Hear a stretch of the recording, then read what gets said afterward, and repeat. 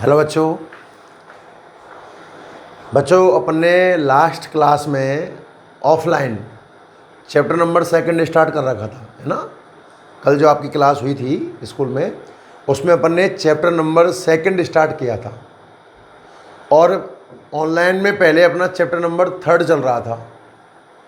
तो क्या है कि कुछ बच्चे नहीं थे जिन्होंने चैप्टर नंबर थर्ड स्टार्टिंग से नहीं पढ़ा है, और कल कुछ बच्चों के कॉल भी आए मेरे पास ना। उसको ध्यान में रखते हुए हमने चैप्टर नंबर सेकंड पढ़ेंगे अपन।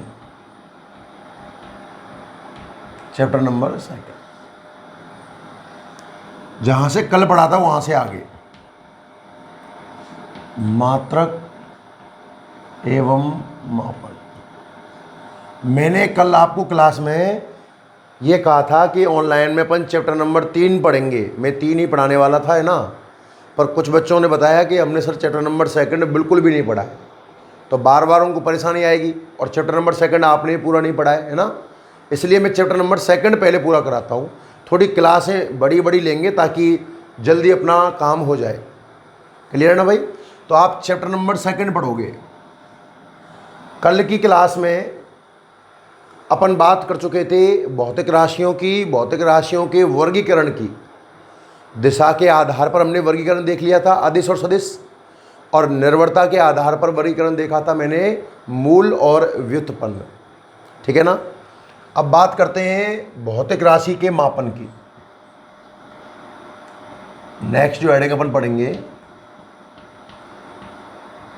भौतिक राशि का मापन। सुनना ध्यान से। आप जब भी किसी भौतिक राशि को नापते हो ना, तो नापने के लिए एक वैल्यू फिक्स करनी पड़ती है। जैसे आपको लंबाई मेजर करनी है, और लंबाई मेजर करने के लिए देखो मैं आपको मैं समझाऊं ग्रामीण तरीके से। आपके पिताजी या आपके दादाजी जैसे खेत को नापने जाते हैं तो उनके पास परफेक्ट स्केल तो होता नहीं है, तो वो अपने पैरों से, पैरों की डग से खेत नापते हैं कि 10 कदम खेत, अपनी खेत की चौड़ाई कितनी है 10 कदम। तो वो जो 1 कदम है ना, वो उसका मात्रक हो गया। आपने लंबाई नापी और आपने लंबाई जिस वैल्यू से नापी ना, या लंबाई नापने के लिए आपने जो वैल्यू फिक्स करी, वो लंबाई का मात्रक बन गया। स्टैंडर्ड भाषा में हम बात करें तो लंबाई को नापने के लिए मीटर फिक्स कर रखा है। तकरीबन इतना बड़ा होता है 1 मीटर। 1 मीटर तो 10 मीटर लंबाई नापनी है, तो हम इस लंबाई का 10 गुना काम में ले लेते हैं। किलोग्राम फिक्स कर रखा है अपन ने, 1 किलोग्राम कितना वजन होता है। मेरा कहने का मतलब क्या है कि आपको अगर कोई भौतिक राशि मेजर करनी है, किसी भौतिक राशि का मान आपको पढ़ना है, तो आप उसका एक मान फिक्स कर देते हो कि अब अपन इसकी सहायता से चीज़ों को नापेंगे। उसे कहते हैं बेटा मात्रक। क्या बोलते हैं? मात्रक। तो भौतिक राशि को अपन मात्रक की सहायता से मापते हैं। भौतिक राशि को अपन मात्रक की सहायता से नापते हैं। मेरी बात समझना। भौतिक राशि में 2 चीज़ होती हैं भाई, सुनना ध्यान से। जैसे अपन ने लिखा 5 kg, कोई द्रव्यमान है, द्रव्यमान, और आपने द्रव्यमान लिख दिया 5 kg। तो ये देखो, ये जो 5 है ना, इसे बोलते हैं परिमाण। इस 5 को बोलते हैं आंकिक मान, कह दीजिए आप। क्या कह दो बेटा? आंकिक मान। इंग्लिश में बोलते हैं न्यूमेरिकल वैल्यू, और न्यूमेरिकल स्टार्ट हुआ n से, तो इसका प्रतीक बन गया n। और ये जो पीछे किलोग्राम लिखा हुआ है kg, इसे बोलते हैं मात्रक, मतलब यूनिट, मतलब यूनिट। तो किसी भी भौतिक राशि में, अब ये द्रव्यमान भौतिक राशि हो गया भैया, आपने इसको मेजर कर लिया ना। तो किसी भी भौतिक राशि में 2 चीजें होती हैं, आंकिक मान और मात्रक। कौन कौन? आंकिक मान और मात्रक। तो अपन किसी भी भौतिक राशि को, कोई फिजिकल क्वांटिटी Q है मान लीजिए, फिजिकल क्वांटिटी Q, इसको अपन लिख देते हैं N × U। किसी भी फिजिकल क्वांटिटी को आप किस तरीके से रिप्रेजेंट करोगे? N × U। यहाँ N न्यूमेरिकल वैल्यू मतलब आंकिक मान है, और U यूनिट है, मात्रक है आपका। क्लियर है? तो भौतिक राशि में दो नाम कोई भी ले लीजिए।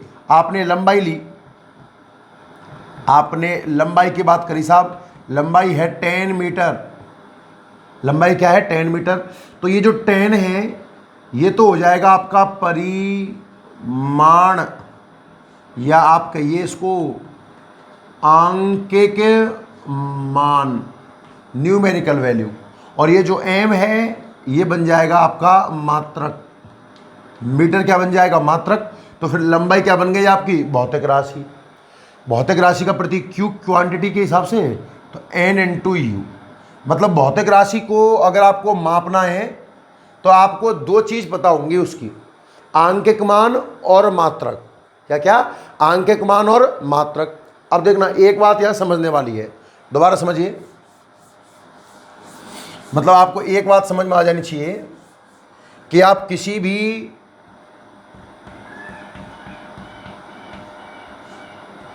भौतिक राशि को कैसे लिखोगे, आंकिक मान इनटू मात्रक, ऐसे लिखोगे भैया। किसी भी फिजिकल क्वांटिटी को आप दो चीज़ों के रूप में लिखा करोगे, क्या क्या? उसका आंकिक मान कितना है और उसका मात्रक कितना है।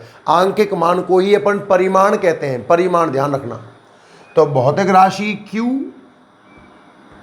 आंकिक मान N और मात्रक को रिप्रेजेंट कर दिया U से। तो फॉर्मूला बन गया एक तरीके से Q = NU, Q = NU। अब ध्यान से सुन, तूने लंबाई लिखी, मान लो आपकी लंबाई आई बेटा 5 मीटर, लंबाई कितनी आई 5 मीटर।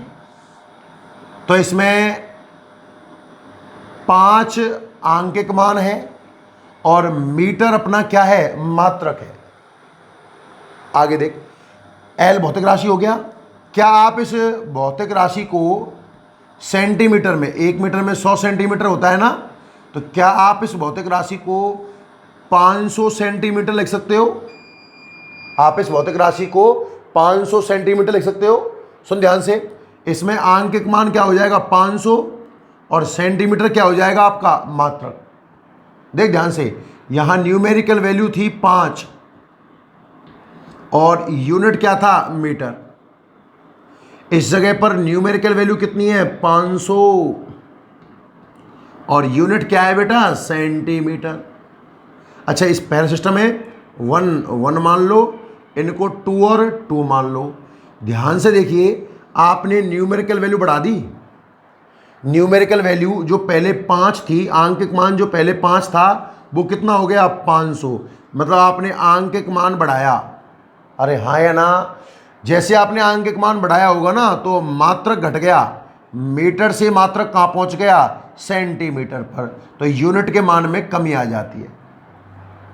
जब आप आंकिक मान बढ़ाते हो तो मात्रक घट जाता है, और जब आप आंकिक मान घटाओगे, उल्टा देख लीजिए, तो मात्रक बढ़ जाएगा। किसी भी, दोबारा समझ, भौतिक राशि को मापने के लिए भौतिक राशि में दो नाम आएंगे, एक तो उसका आंकिक मान और दूसरा उसका मात्रक। आंकिक मान को रिप्रेजेंट करेंगे N से और मात्रक को रिप्रेजेंट करेंगे U से। तो किसी भी फिजिकल क्वांटिटी को आप N × U लिखा करोगे। क्लियर है यहाँ तक? अब इस एग्जाम्पल को देखने के बाद कोई भी और एग्जाम्पल ले लो। ये लो, आपने द्रव्यमान लिया साहब 5 kg। तो इसमें न्यूमेरिकल वैल्यू कितनी है 5 और यूनिट का मान है kg। क्लियर है? फिर आपने इस द्रव्यमान को ग्राम में लिखना चाहा तो ग्राम में बेटा आप इसको 5000 ग्राम लिखोगे। क्या लिखोगे ग्राम में? इसको आप 5000 ग्राम। तो अब आंकिक मान 5000 हो गया और यहां पर यूनिट क्या हो गई ग्राम। तो ध्यान से देख, आपने आंकिक मान को 5 से कितना कर दिया 5000। तो आपने आंकिक मान बढ़ाया, ऊपर तीर का मतलब बढ़ना होता है, इंक्रीज हो गया। क्या न्यूमेरिकल वैल्यू आपने इंक्रीज करी? तो ध्यान से देख, यूनिट को किलोग्राम से क्या हो गया ग्राम, तो आपकी यूनिट क्या हो जाएगी डिक्रीज। आपने न्यूमेरिकल वैल्यू इंक्रीज करी और यूनिट क्या हो जाएगा डिक्रीज। इन बातों को सुनकर एक बात समझ में आती है कि जो न्यूमेरिकल वैल्यू है ना n, ये व्युत्क्रमानुपाती है यूनिट के। न्यूमेरिकल वैल्यू जो है वो यूनिट के कैसी है, व्युत्क्रमानुपाती है। ये व्युत्क्रमानुपाती क्या है, ध्यान से सुनना, इसको भी समझाऊं। दो नाम पढ़ोगे आप, यहां दिखाता हूं। एक नाम तो पढ़ोगे बेटा आप समानुपाती, प्रोपोर्शनल, और दूसरा आप नाम पढ़ोगे व्युत्क्रमानुपाती, इनवर्सली प्रोपोर्शनल। ये क्या समस्या है? समानुपाती आप लिखोगे देखो ऐसे, x समानुपाती y, इस तरीके से लिखा होगा। दोनों चीज अंश में लिखी होंगी या दोनों चीज हर में भी हो सकती हैं भाई। मैं ऐसे भी लिख सकता हूं 1/x समानुपाती 1/y, ये भी समानुपाती है, ध्यान रखना। या तो दोनों चीज अंश में होंगी, बटे में 1 मान के देख लो, या फिर x और y कहाँ होंगे, हर में। समानुपाती, समानुपाती का मतलब क्या होता है, अगर x की वैल्यू बढ़ रही है तो y की वैल्यू भी बढ़ेगी, दोनों का एक ही हाल होगा। या x की वैल्यू घटेगी तो y की वैल्यू भी घटेगी, एक ही काम होगा इनमें। बढ़ेंगे तो दोनों बढ़ेंगे और घटेंगे तो दोनों घटेंगे। व्युत्क्रमानुपाती की बात करूं, x व्युत्क्रमानुपाती y, देख ध्यान से, एक अंश में लिखा है, दूसरा कहाँ लिखा है, हर में। या फिर आप ऐसे भी कह सकते थे ना, 1/x समानुपाती y, कोई दिक्कत नहीं है, अब भी व्युत्क्रमानुपाती है। और व्युत्क्रमानुपाती का लॉजिक ये कहता है, एक बढ़ेगा तो दूसरा घटेगा, उल्टा काम, और x घटेगा तो y बढ़ेगा। पहले तो ये नाम क्लियर कर दिमाग में, ये बार बार आएगा, इसलिए आपको मैंने अलग से स्टार लगा कर आप इसको साइड में नोट कर लेना कॉपी में कहीं भी। क्या क्या नाम बताया बेटा? एक तो बताया मैंने आपको समानुपाती, प्रोपोर्शनल, और एक मैंने आपको बताया व्युत्क्रमानुपाती, इनवर्सली प्रोपोर्शनल। समानुपाती और व्युत्क्रमानुपाती। आप जिन चीज़ों को देख रहे हो, मैं x और y की बात कर रहा हूँ, x की और y की बात कर रहा हूँ, तो x और y अगर दोनों अंश में है या x और y दोनों हर में है, सुन ले साफ साफ, अब जिन चीज़ों को आप समानुपाती व्युत्क्रमानुपाती के रूप में रिप्रेजेंट करना चाहते हो, अगर वो दोनों ही राशियां अंश में हैं या दोनों ही राशियां हर में हैं, तो वो समानुपाती हैं, तो वो समानुपाती हैं। और समानुपाती का अर्थ क्या निकलता है? समान अनुपात, पहली बढ़ेगी तो दूसरी भी बढ़ेगी, और पहली घटेगी तो दूसरी भी घटेगी। ये कहानी तो किसकी हुई? प्रोपोर्शनल, यानी कि समानुपाती की। दूसरा नाम क्या आया? व्युत्क्रमानुपाती। नाम से ही क्लियर है, व्युत्क्रम मतलब उल्टा, उल्टा, उल्टा मतलब x अंश में है तो y कहाँ होगा? हर में, और x हर में है तो y कहाँ होगा? अंश में। इस तरह तो उनको देखते हैं बेटा। और उल्टा खेल चलता है, x बढ़ रहा है तो y घट रहा है, x घट रहा है तो y बढ़ रहा है। तो ये बातें हैं समानुपाती और व्युत्क्रमानुपाती की। तो जैसा कि आपने यूनिट में देखा, दोबारा समझ ध्यान से, कि भौतिक राशि को रिप्रेजेंट करने के लिए आपको दो चीज़ों की जरूरत पड़ने वाली है, आंकिक मान और मात्रक की। आंकिक मान को ही हम परिमाण कहते हैं ना। अब सुन, तो फिजिकल क्वांटिटी को मैंने Q से लिखा, आंकिक मान न्यूमेरिकल वैल्यू को मैंने N से लिखा, और मात्रक को मैंने U से लिखा, Q बराबर आ गया NU। फिर आपने अभी देखा कि जब अपन न्यूमेरिकल वैल्यू बढ़ाते हैं तो यूनिट घट जाती है, देखा ना आपने। मैंने आपको एक लंबाई का एग्जांपल लेके बताया कि लंबाई 5 मीटर है और 5 मीटर को अपन 500 सेंटीमीटर लिख सकते हैं। दिमाग लगाना, पहले आंकिक मान 5 था, अब कितना हो गया? 500। तो आपने आंकिक मान बढ़ाया, पहले यूनिट थी मीटर, अब हो गई सेंटीमीटर, तो यूनिट के मान में क्या आ गई? कमी।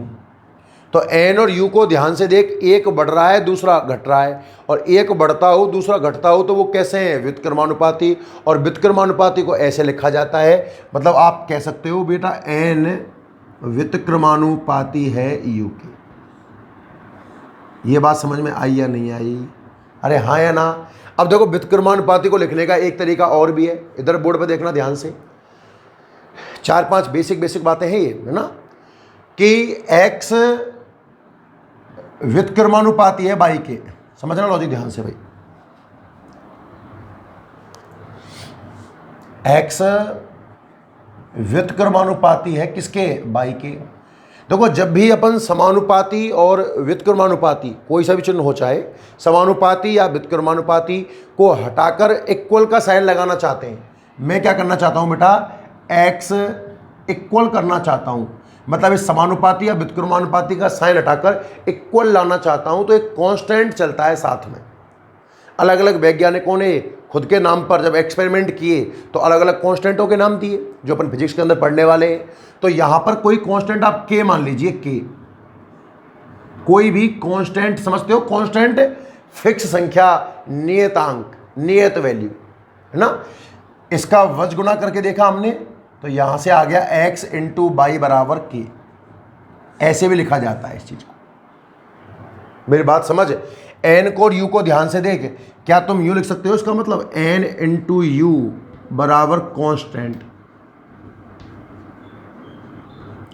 एक एक स्टेप को ध्यान से समझने का प्रयास करना, क्योंकि आज आप समानुपाती व्युत्क्रमानुपाती पहली बार देख रहे हो, इसलिए मुझे ना सारी बात लिखानी पड़ रही है, अदरवाइज लिखाने की इतनी जरूरत नहीं पड़ेगी आगे से। देखो मैं दोबारा बोलना चाहूँगा एक बार इस बात को, है ना, दोबारा समझिए पूरी कहानी।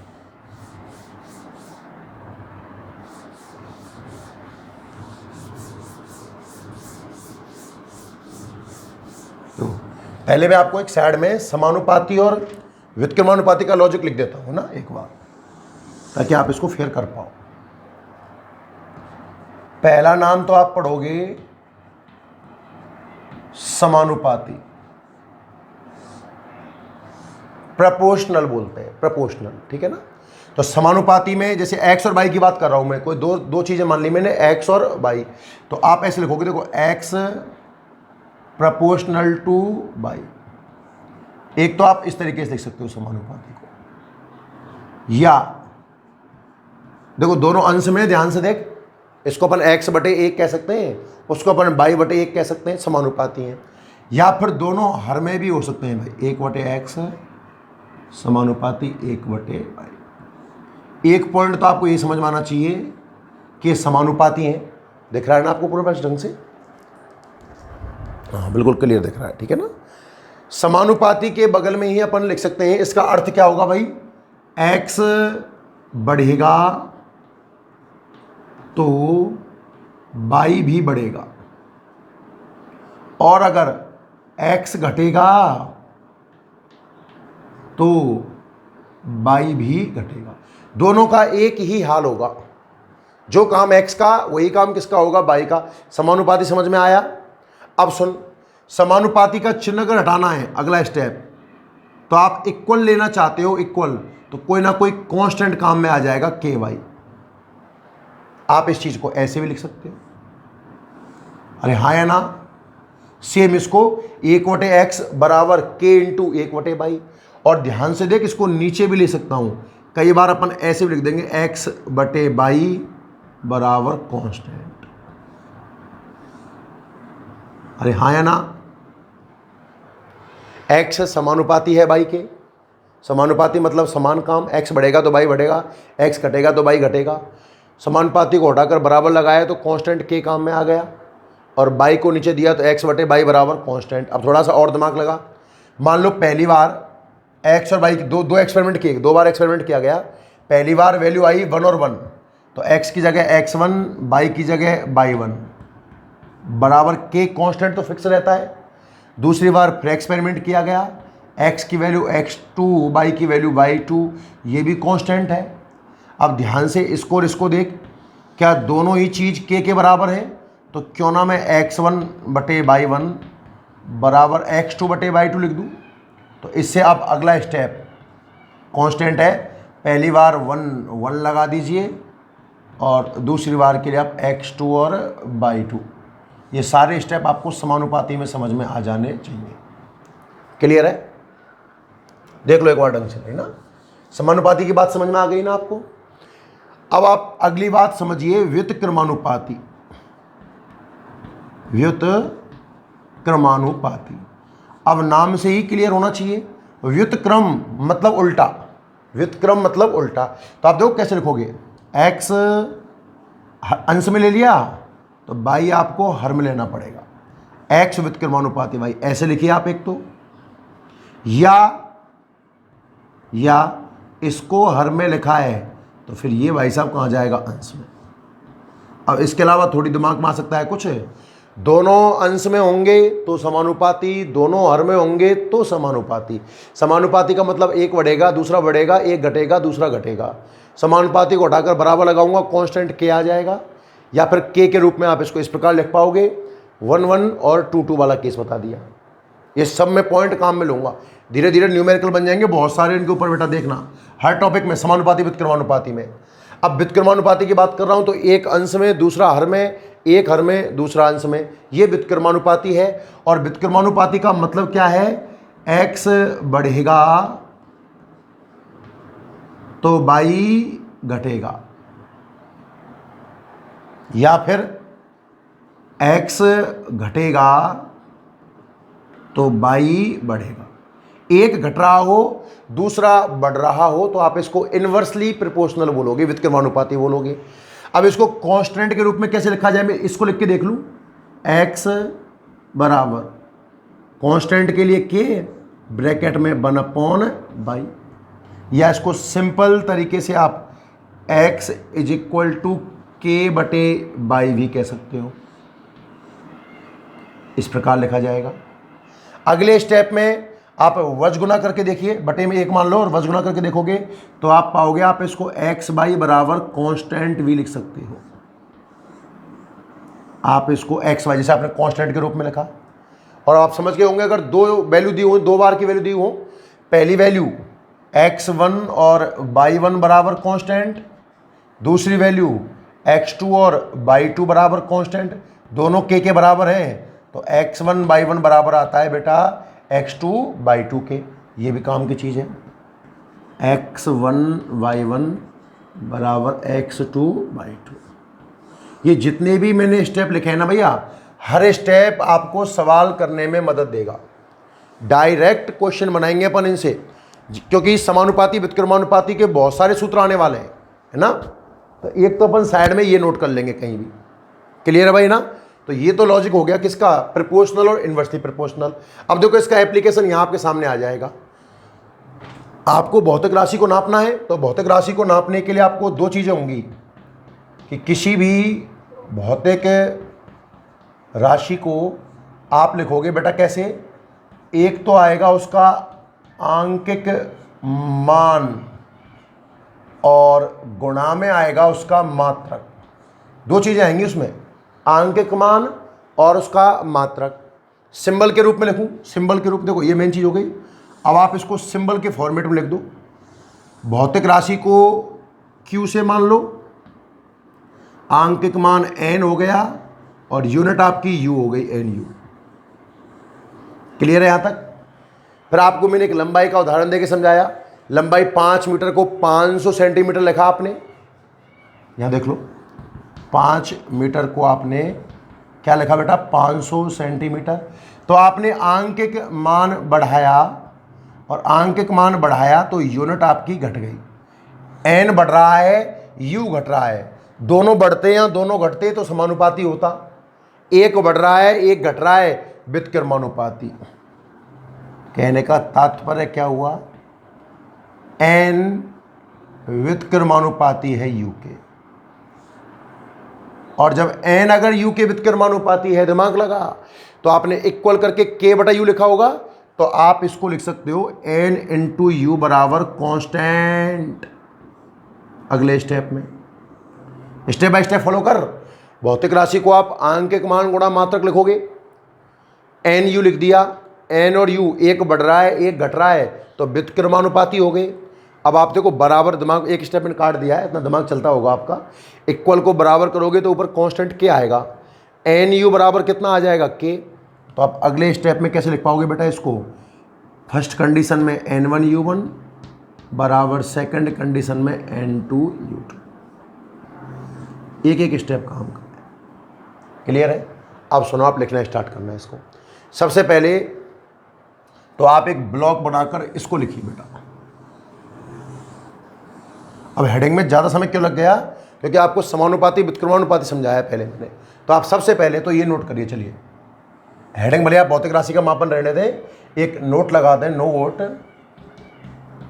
और नोट में पहले आप ये वाला कॉन्सेप्ट पूरा लिख दें जल्दी से।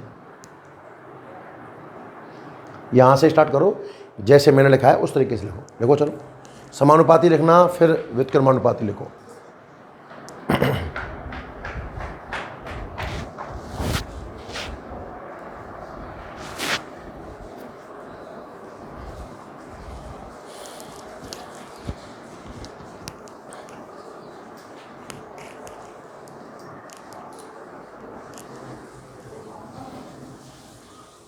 अरे चलो ना है, चलो ना है।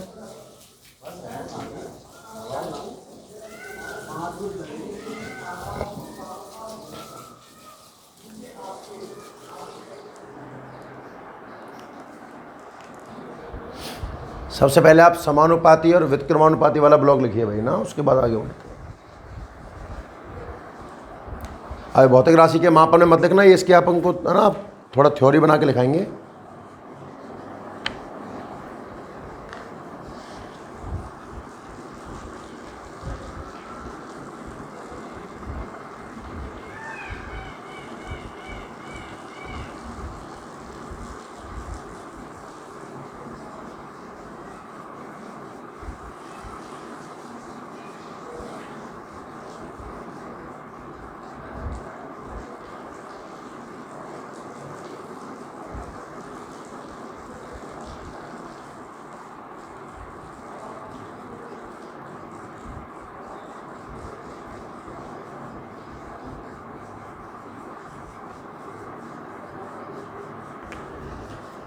ठीक है भाई, आपने समानुपाती व्युत्क्रमानुपाती लिख लिया ना। बढ़े आगे। कोई बच्चा पीछे रह जाए तो भैया स्क्रीनशॉट ले लिया करो, है ना, थोड़ा स्पेस दे के छोड़ दो अगर कोई पीछे रह गया हो तो, और लिखना स्टार्ट करें आगे से। स्क्रीनशॉट ले लो, है ना। सही हेडिंग डालें आप, भौतिक राशि का मापन जो आपने डाल रखी है, और मैं कौन जिस तरीके से लिखना है, भौतिक राशि का मापन। ठीक है, लिखिए इसके अंदर, लिखिए किसी भौतिक राशि को मापने के लिए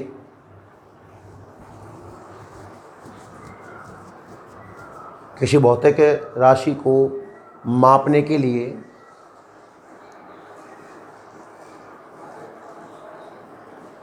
मात्रक की आवश्यकता होती है। किसी भौतिक राशि को मापने के लिए मात्रक की आवश्यकता होती है।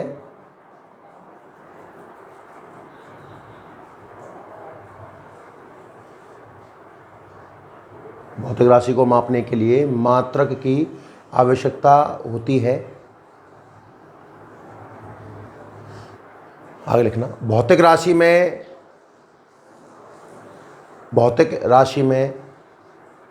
निम्न दो पद होते हैं। दो स्टेप मान लीजिए, भौतिक राशि में निम्न दो पद होते हैं।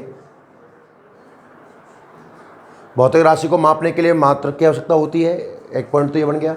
अगला पॉइंट, भौतिक राशि में निम्न दो पद होते हैं, और वो पद कौन कौन से हैं। फर्स्ट लिखें आप, एक नंबर लिखें आप,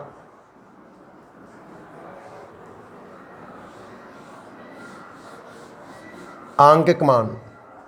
निम्न दो पद होते हैं, एक नंबर डाल के लिखें आप, आंकिक मान। या बेटा मैं बार बार कह रहा हूं, इसी को बोलते हैं परिमाण। न्यूमेरिकल वैल्यू या मैग्नीट्यूड एक ही बात है। और नंबर सेकंड है कि आप मात्रक, यूनिट, और ये न्यूमेरिकल वैल्यू।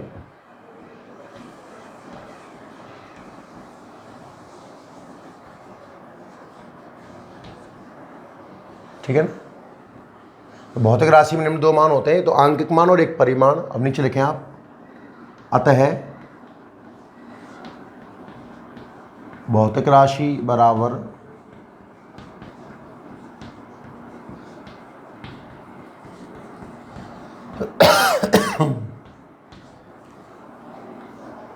आंकिक मान गुणा मात्रक।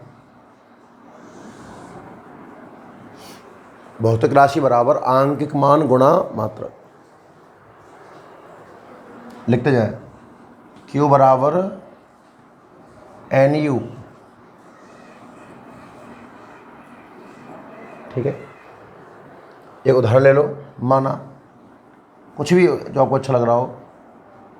L बराबर 5 metre is equal to 500 centimetre.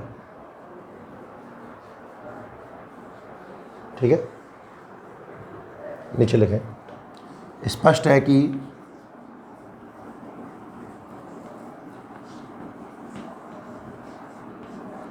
आंकिक मान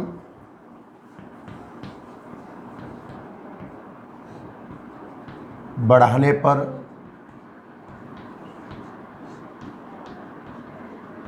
मात्रक घट जाता है,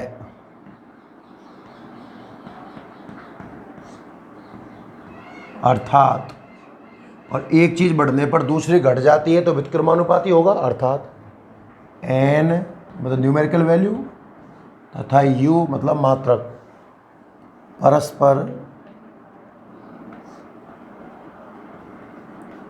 व्युत्क्रमानुपाती होते हैं।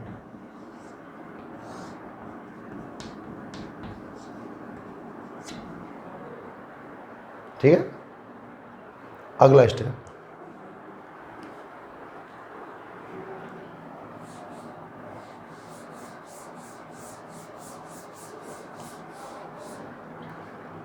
n व्युत्क्रमानुपाती u,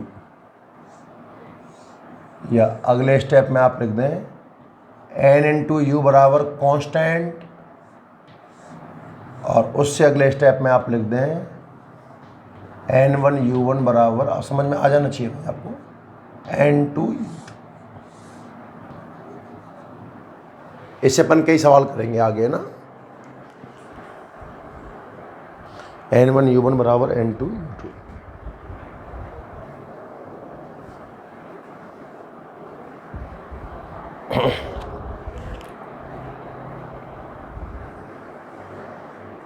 clear? तो एक हेडिंग तो अपनी हो गई, भौतिक राशि का मापन कैसे करना है। अब इसमें एक नाम चर्चा में आया है, मात्रक। दो बातें आई हैं, आंकिक मान और मात्रक। आंकिक मान से तो आप खूब परिचित हो, 5 किलोग्राम में 5 आंकिक मान है, 500 सेंटीमीटर में 500 आंकिक मान है। बात करते हैं बेटा मात्रक की। लिखना है हेडिंग आप, मात्रक।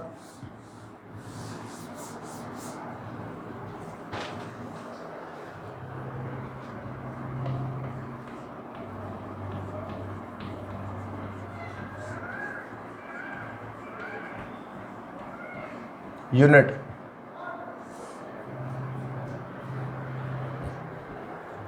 तो सुनो यूनिट क्या होती है। अभी मैंने आपको बार बार बताया कि अगर आपको लंबाई मापनी है तो आपने लंबाई का एक मान फिक्स कर दिया होगा, स्केल जो 1 मीटर का होता है उसे अपन 1 मीटर नाम दिया है। तो आपने लंबाई नापने के लिए लंबाई की एक स्टैंडर्ड वैल्यू मान ली, एक फिक्स वैल्यू मान ली, जिसको आपने लंबाई का मात्रक नाम दिया। द्रव्यमान नापना है तो आपने वजन 1 किलोग्राम का बांट फिक्स कर दिया। जिस भौतिक राशि को नापना है ना उसकी एक वैल्यू फिक्स कर दी जाती है, कोई भी चीज़, वो क्या कहलाती है, मात्रक। तो मात्रक की बड़ी आसान परिभाषा है, लिखना आप परिभाषा, किसी भौतिक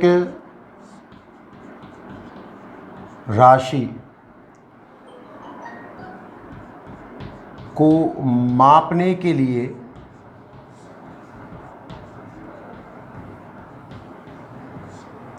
किसी भौतिक राशि को मापने के लिए उस भौतिक राशि का एक मान फिक्स किया जाता है, नियत किया जाता है। या किसी भी भौतिक राशि को मापने के लिए उस भौतिक राशि का एक मान निश्चित कर दिया जाता है कि आपको इसके हेल्प से चीज़ों को अब नापना है ना। तो किसी भौतिक राशि को मापने के लिए उस भौतिक राशि का एक मान निश्चित किया जाता है।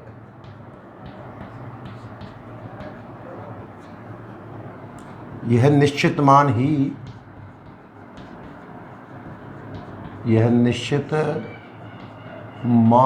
ही उस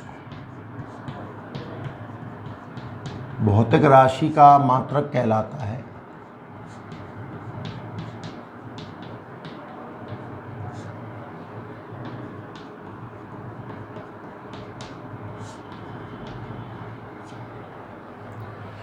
भौतिक राशि के मापने के लिए अपन ने क्या किया है, एक भौतिक राशि का मान निश्चित किया है। देखो लंबाई को आप लंबाई की सहायता से नाप सकते हो। मैं आपको कहूँ लंबाई को आप एक बांट पकड़ा दूँ 1 किलोग्राम का, भाई इस 1 किलोग्राम बांट की सहायता से आप लंबाई को नापो, नहीं नाप सकते ना। आप बांट की सहायता से समय को नाप सकते हो, पॉसिबल ही नहीं है। समय को नापना है तो समय का ही एक संख्या फिक्स करनी पड़ेगी। लंबाई को नापना है तो लंबाई का ही एक मान फिक्स करना पड़ेगा। द्रव्यमान को नापना है, द्रव्यमान का ही एक मान फिक्स करना पड़ेगा। जिस भौतिक राशि का आपको मेजरमेंट करना है ना, उस भौतिक राशि का ही एक मान फिक्स करना पड़ेगा। तो जिस भौतिक राशि को मापना है उस भौतिक राशि का एक मान निश्चित किया जाता है, और यह निश्चित मान ही उस भौतिक राशि का क्या कहलाता है, मात्रक कहलाता है, यूनिट कहलाती है। अपन घरों में अपने घर पर कभी चीनी खत्म हो जाए, अपन पड़ोसी के पास से चीनी लेने जाते हैं तो एक कटोरी पर ले जाते हैं ना, वो कटोरी हमारा मात्रक हो गया। उसी कटोरी से चीनी लेंगे और उसी कटोरी से हम चीनी देंगे, वो उसका मात्रक है। आपने एक अमाउंट तो फिक्स किया। अपन खेतों को नापते हैं पैर कदमों की सहायता से, तो वो कदम हमारे लिए एक मात्रक है। कदम एक लंबाई के रूप में तो मेजर कर रहा है। तो जिस भौतिक राशि को मापना है ना, उसी भौतिक राशि का एक मान फिक्स किया जाता है, जिसे अपन किस नाम से जानते हैं, मात्रक के नाम से जानते हैं। कुछ बातें हैं मात्रक के लिए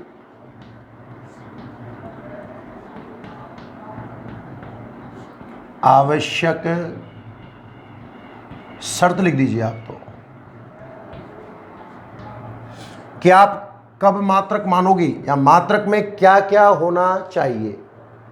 कुछ पॉइंट है, ध्यान समझना बेटा। सबसे पहली बात तो मात्रक सुपरिभाषित होना चाहिए, अच्छे से परिभाषित होना चाहिए। लंबाई है, सबको पता है कि एक फिक्स लंबाई इतनी है। अब जो भी एक लंबाई अपन ने फिक्स कर दी वो सबको समझ में आनी चाहिए।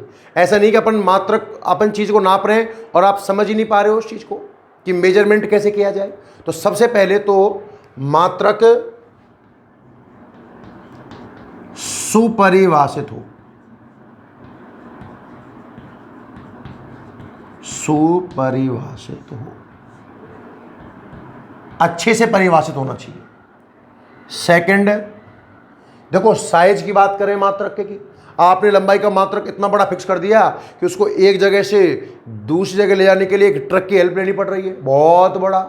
तो ये चीज़ें उचित नहीं है। मतलब मात्रक ना तो बहुत बड़ा होना चाहिए ना बहुत छोटा होना चाहिए। इतना छोटा कि बिल्कुल आपको बहुत बारीकी से उठाना पड़ रहा है, ऐसा भी नहीं होना चाहिए। 1 किलोग्राम लंबाई है, ठीक ठाक है, मीडियम साइज। 1 किलोग्राम का बांट, वो भी कैसा है, बिल्कुल मीडियम साइज। तो लंबाई का जब आपको मात्रक परिभाषित किया गया तो मात्रक ना तो साइज में बहुत बड़ा हो। अब आप कहोगे साहब बहुत बड़े बड़े मात्रक भी होते हैं, उनका भी खेल समझाएंगे, उनका भी खेल समझाएंगे ना। तो सेकंड पॉइंट में आप लिखिए कि मात्रक आकार में, साइज में बहुत बड़े या बहुत छोटे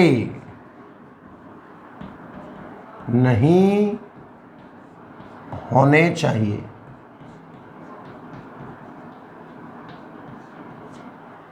अच्छे से परिभाषित हो, पहली बात तो सुपरिभाषित हो। आकार ना तो बहुत बड़ा ना बहुत छोटा, ऐसा नहीं होना चाहिए। तीसरा पॉइंट सुनो ध्यान से, समय का प्रभाव नहीं पड़ना चाहिए। पता चला कि सुबह तो मीटर की लंबाई इतनी थी, शाम होते होते इतना रह गया। समय के हिसाब से मात्रक बड़े या छोटे ना हो जाए, एक कांस्टेंट बना रहना चाहिए। 1 मीटर मतलब जब से आपने देखा होगा स्टार्टिंग से तब भी इतना ही था और कई वर्षों के बाद आज भी उतना ही बड़ा है ना। तो समय का प्रभाव नहीं होना चाहिए, मात्रक समय के साथ परिवर्तित नहीं होने चाहिए। तो दोबारा समझना, मात्रक है क्या है। आपको अगर कोई भौतिक राशि मापनी है तो उसका एक मान आपको फिक्स करना पड़ेगा, उस फिक्स मान को ही उस भौतिक राशि का मात्रक कहा जाएगा। कौन कौन सी बातें होनी चाहिए? सुपरिभाषित होना चाहिए, आकार में ना तो बहुत बड़ा ना ही बहुत छोटा, और समय के साथ परिवर्तित भी नहीं होना चाहिए। और देख, ना ही मात्रक पर ताप का, दाब का, इन सब बातों का प्रभाव पड़े। मात्रक, ताप, दाब से प्रभावित नहीं होना चाहिए।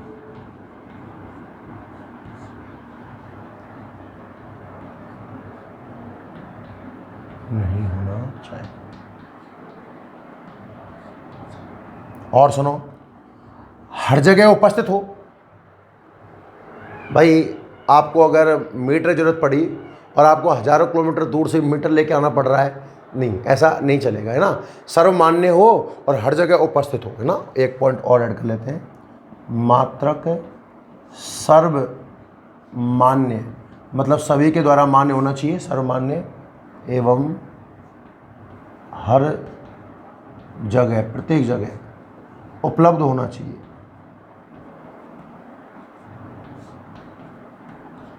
उपलब्ध होना चाहिए। तो ये कुछ मात्रक की बात है, आप नोट करिए इनको एक बार जल्दी से।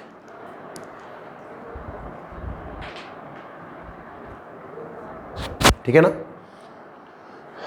तो सुनो, अपने आज की क्लास में एक तो समानुपाती व्युत्क्रमानुपाती के बारे में पढ़ा, भौतिक राशि को मापना पड़ा। भौतिक राशि में दो माने होंगे आज के बाद, आंकिक मान और उसका मात्रक। एन और यू व्युत्क्रमानुपाती होते हैं। 4-5 बातें सिखाई उसके बारे में।